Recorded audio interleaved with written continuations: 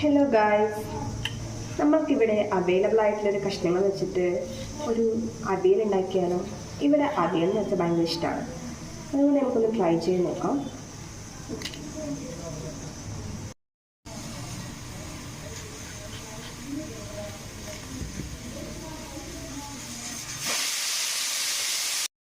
ഇത് കണ്ടോ, ഇതൊക്കെയാണ് അവയിലിന് കിട്ടിയിട്ടുള്ള പച്ചക്കറികൾ.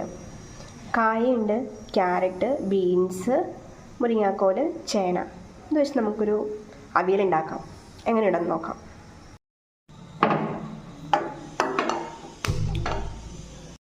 കഴുകി വൃത്തിയാക്കിയിട്ടുള്ള കഷ്ണങ്ങളെല്ലാം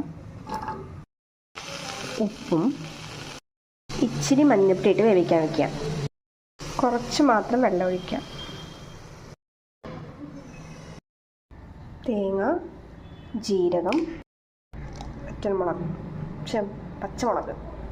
വെന്ത പച്ചക്കറികളിലേക്ക് ചതച്ച് തേങ്ങ ഇടാം.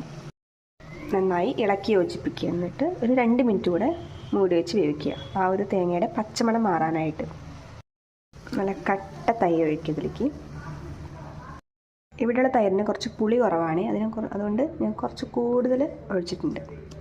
നമുക്ക് അവയിൽ കുറച്ച് തൈര് എടുക്കുന്നത് ഇഷ്ടമാണ്. ശേഷം കറിവേപ്പില, ശേഷം കുറച്ച് പച്ച വെളിച്ചെണ്ണ തൂവും.